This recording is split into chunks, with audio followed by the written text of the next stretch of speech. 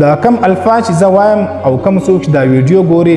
دغه الفاظ زه وایم دغه الفاظ د ویډیو کتونکي هم د ځان سره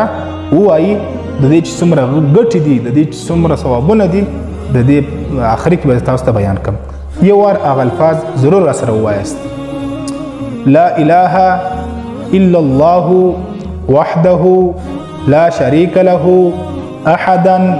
صمدا لم يلد ولم يولد ولم يكن له كفوا احد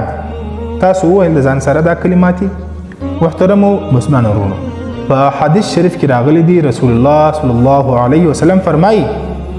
کم څوک چې په ورځ کې دا کلمه یو ځلې ووایي یو کراته یو وارې ووایي